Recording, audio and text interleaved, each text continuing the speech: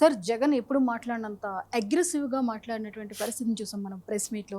మావిగన్ అనే పేరు చెప్తేనే చంద్రబాబు నాయుడు హడలిపోతున్నారు అన్న విధంగా ఆయన స్టేట్మెంట్స్ ఉన్నాయి. ఏంటి దీని వెనుక ఆంతర్యం ఏంటి? స్టేట్మెంట్స్ ఎందుకు ఇచ్చారు జగన్?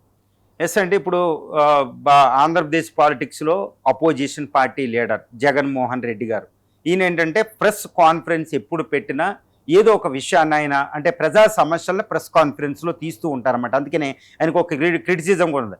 అసెంబ్లీకి వెళ్లకుండానే ప్రజా సమస్యలు అంటే అసెంబ్లీలోనే ప్రజా సమస్యలను లేవనెత్తాలి, ఇది చట్టసభల్లో అనేది భారత రాజ్యాంగం చెప్పేది. కానీ ఈయన ఏంటంటే ఇలాంటి సమస్యలన్నీ ప్రెస్ కాన్ఫరెన్స్ల ద్వారానే తీసుకొస్తారు. మరి ఎందుకు అసెంబ్లీకి వెళ్ళడం లేదనేది పెద్ద తీవ్రమైన చర్చ. ఆయన ఏమంటారంటే నాకు అపోజిషన్ పార్టీ స్థానాన్ని ఇవ్వడం లేదు అంటారు. గవర్నమెంట్ ఏం చెప్తుంది, ప్రభుత్వం అధికారంలో ఉన్న పార్టీ కూటమి ఏం చెప్తుందంటే ఆయనకు అన్ని సీట్లు రాలేదు కాబట్టి అంత ప్రజా ఓట్ బ్యాంకు వచ్చినప్పటికీ సీట్లు రాలేదు కాబట్టి మేము ఇవ్వమంటారు. అపోజిషన్ పార్టీ స్థానం లేకుండా ఆ స్టేటస్ లేకుండా నేను వెళ్ళనంటారు. కానీ అపోజిషన్ పార్టీ స్థానం లేకపోతే అసెంబ్లీకి వెళ్ళడం అనేది అది కరెక్ట్ కాదు. అసెంబ్లీకి వెళ్ళి ఇలాంటి ప్రజా సమస్యలు లేవనెత్తాలి. ఇప్పటికిప్పుడు ఆయన మళ్ళీ ప్రెస్ కాన్ఫరెన్స్ విదేశీ పర్యటన తర్వాత వచ్చి ప్రెస్ కాన్ఫరెన్స్ పెట్టడం. ఈ ప్రెస్ కాన్ఫరెన్స్లో మావిగన్ అసలు ఆంధ్రప్రదేశ్లో రాజధాని కట్టే దీంట్లో చాలా లోపాలు ఉన్నాయి, అక్కడ ల్యాండ్ స్కామ్ ఉంది, తర్వాత ఎన్నో వేల కోట్లు పెట్టి అక్కడ పెద్ద పెద్ద బిల్డింగులు లేపుతున్నారు, అది కుదరదు, తర్వాత ఈ డబ్బు సరిపోదు కాబట్టి నేను మావిగన్ అనే పాయింట్ని తీసుకొచ్చాను. మావిగన్ అంటే మళ్ళీ అదే ప్రాంతంలో ఉంటుంది. మావిగన్ అనే పేరు చెప్పగానే చంద్రబాబు నాయుడు గారికి బీపీ పెరిగిపోతుంది, గుండె అయిపోద్ది అన్నట్టు ఆయన మాట్లాడారు. అదొకటి. తర్వాత ఏంటంటే ఎప్పుడూ లేనట్టు ప్రెస్ కాన్ఫరెన్స్లో చాలా పెద్ద అగ్రెసివ్గా స్పీచ్ ఇవ్వడం జరిగింది. ముఖ్యంగా రాజారెడ్డి మరణం, తర్వాత రాజశేఖర రెడ్డి గారి మరణం, తర్వాత వాళ్ళ బాబాయ్ మరణం అంతా కూడా ఆయన దాని కోసం మాట్లాడారు. రాజశేఖర రెడ్డి గారి మరణం అయితే ఇప్పటికీ అనుమానాలు ఉన్నాయి, అది ఎలా జరిగిందో తెలియదు అన్నట్టు మాట్లాడారు. రాజారెడ్డి గారి తాతనైతే నేను కోల్పోయాను, అది ఆ మరణం అనేది ఆ మర్డర్ అనేది ఈ గవర్నమెంట్ ఉన్నప్పుడే జరిగింది, చంద్రబాబు నాయుడు గారి గవర్నమెంట్ ఉన్నప్పుడు ఆరోపణ చేయడం జరిగింది. తర్వాత మా బాబాయ్ గారి కత్తి పార్టీ గొడ్డల పార్టీ అన్నారు, మీది గన్నకల్చర్ అనుకుంటూ ఆయన మాట్లాడడం జరిగింది. దస్తగిరి వ్యవహారం జరిగింది. తర్వాత ఇలా ప్రజా సమస్యల కోసం మాట్లాడడం జరిగిందన్నమాట. చాలా అగ్రెసివ్ స్పీచ్ వెళ్ళిపోయింది.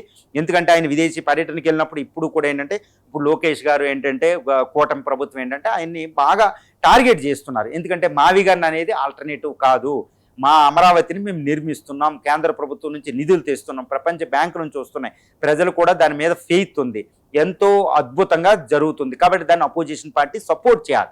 మావిగన్ అని ఇప్పుడు కొత్త నినాదాంతం మరి గవర్నమెంట్ 5 సంవత్సరాల గవర్నమెంట్లో ఉన్నప్పుడు మావిగన్ ఎందుకు ఇంప్లిమెంట్ చేయలేదు, 3 రాజధానులకి ఎందుకు వెళ్ళారు, ఇప్పుడు మేము కట్టే అమరావతికే మీరు వ్యతిరేకిస్తున్నారంటూ ఇది కూటమి ప్రభుత్వం వస్తుందన్నమాట. అంటే ఇటు ప్రభుత్వం ఇటు అపోజిషన్ ఇలా ప్రెస్ కాన్ఫరెన్స్ల ద్వారా ముఖ్యంగా ఏంటంటే జగన్మోహన్ రెడ్డి గారు ఇలాంటి సమస్యల్ని ప్రజా సమస్యల్ని అసెంబ్లీకి వెళ్ళే కొంచెం గట్టిగా మాట్లాడడం మావిగన్ అనేది మంచిదని ప్రజల్లో ఒక ఒపీనియన్ అనేది మనం చూస్తూ ఉంటాం. ముఖ్యంగా నేను కూడా చాలా విషయాలను గమనించినప్పుడు నాకు అర్థమవుతూ ఉంటుంది. కాబట్టి ఇప్పుడు ఈ ప్రెస్ కాన్ఫరెన్స్లో లీడర్ అవ్వకుండా అసెంబ్లీలో ఈ సమస్యల్ని ఎత్తాలి అని కోరుకుంటున్న ప్రజల మద్దతు ఎక్కువ పెరుగుతుంది. ఇప్పుడు ఏంటంటే అమరావతికి సంబంధించి అపోజిషను ఇటు రూలింగ్ పార్టీ మధ్యలో ఈ యొక్క భేదాభిప్రాయాలు అనేది మంచిది కాదు. ఎందుకంటే అమరావతి నిర్మాణం కొన్ని దశాబ్దాల పాటు కొనసాగబోతుంది. World global capital of the best సిటీలో ఒకటి డిజైన్ అక్కడ అయ్యింది. కాబట్టి అధికారంలోకి ఇప్పుడు వైసీపీ వచ్చే అవకాశాలు ఉంటే పరిస్థితి ఏంటి అనేది ఇన్వెస్టర్లో ఒక రకమైన భయాలు ఉన్నాయన్నమాట. ఇన్వెస్టర్లో భయాలు ఉంటే వాళ్ళు పెట్టుబడి పెట్టరు. కాబట్టి అపోజిషన్ ప్రభుత్వం మధ్యలో ఒక అభిప్రాయానికి వచ్చి తీరాల్సిందే. ఎందుకంటే ఇప్పుడు పీపుల్ గమనిస్తున్నారనే ఒక విషయాన్ని కూడా మర్చిపోకూడదు. తమిళనాడులో చూడండి, విజయ్ చీఫ్ మినిస్టర్ అవుతే ఆయన స్టాలిన్ అపోజిషన్ పార్టీ లీడర్కి ఇంటికి వెళ్ళడం, తర్వాత అమ్మా క్యాంటీన్ని స్టాలిన్ పెట్టిన పథకాలను ఆయన దాన్ని చక్కగా ముందుకు తీసుకెళ్ళడం. కేరళలో chief minister meeting Satheesan chief minister ప్రమాణ స్వీకారంలోనే అంతకు ముందున్న చీఫ్ మినిస్టర్ విజయన్ వచ్చి అటెండ్ అవ్వడం, ఆయన కౌగులించుకోవడం ఒక అద్భుతం ఆవిష్కృతం అవుతుంది అక్కడ చూడండి పక్క రాష్ట్రాల్లో.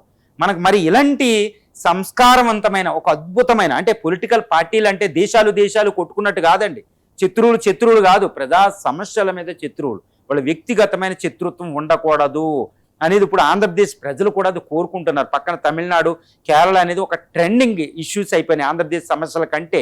మరి ప్రజలు అలా గమనిస్తున్నప్పుడు కేరళ లేగా ఇటు తమిళనాడు విజయ్ గవర్నమెంట్లో లేగా అపోజిషన్ రూలింగ్ పార్టీల మధ్య కరెక్ట్ సమన్వయాన్ని కోరుకుంటున్నారు, అంతేగాని శత్రుత్వం కాదు. ఇప్పుడు అమరావతి నిర్మాణం ఒక రాజధాని అనేది చాలా ఇంపార్టెంట్. ఆంధ్రప్రదేశ్ 1,62,000 చదరపు కిలోమీటర్లు గుర్తుపెట్టుకోవాలి. తమిళనాడు 1,30,000 చదరపు కిలోమీటర్, కేరళ చిన్న రాష్ట్రం, వాటికంటే పోలిస్తే ఆంధ్రప్రదేశ్ చాలా పెద్ద రాష్ట్రం. మరి దానికి గ్లోబల్ సిటీ ఉండదా? మరి గ్లోబల్ సిటీ నిర్మాణానికి అపోజిషన్ కంపల్సరీ చూపించాల్సిందే. ఎందుకంటే గ్లోబల్ సిటీ అనేది చాలా ఇంపార్టెంట్.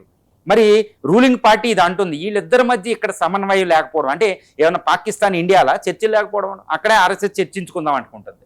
మరి ఇప్పుడు చంద్రబాబు నాయుడు గారి మధ్యలో తర్వాత జగన్మోహన్ రెడ్డి గారి మధ్యలో సమావేశం ఎందుకు అవ్వకూడదు, అక్రాస్ ది టేబుల్ వాళ్ళిద్దరూ ఎందుకు కూర్చోకూడదు, ఎందుకు మాట్లాడుకోకూడదు అనేది ఒక పెద్ద విషయం. నా పరంగా కూడా I want to suggest them that opposition party, government, కూటమి ప్రభుత్వం చక్కగా ఒక టేబుల్ మీద కూర్చుని మాట్లాడండి మీ భేదాభిప్రాయాలు. అమరావతి మీద ఈ ఇష్యూ ఏంటి, పీపుల్స్ క్యాపిటల్ కాదంటారు ఎందుకు, తర్వాత ఇది పీపుల్స్ క్యాపిటల్ ఏమీ లేవు చక్కగా మేము నిర్మిస్తున్నాం, మీరిద్దరి మధ్య సమన్వయం లేకపోవడం అది ఆంధ్రప్రదేశ్కి ఇట్స్ ఏ బిగ్ కర్స్ అండి. ఇట్స్ ఎ బిగ్ బూన్ కాదు, బిగ్ కర్స్ అనమాట. ఎవరు రారు గ్లోబల్ సిటీ నిర్మించు, అటు చైనా, బెంగళూరు, ఇటు హైదరాబాదు, ఈ 3 గ్లోబల్ లెవెల్ సిటీలు, ఫాస్టెస్ట్ గ్రోయింగ్ సిటీలు, ఆ సిటీలను దాటి మీరు ఎప్పుడు నిర్మిస్తారు అమరావతిని, మీరు ఇద్దరి మధ్య సమన్వయం లేకపోతే. This is the biggest demand from the AP people అనుకోవాలన్నమాట.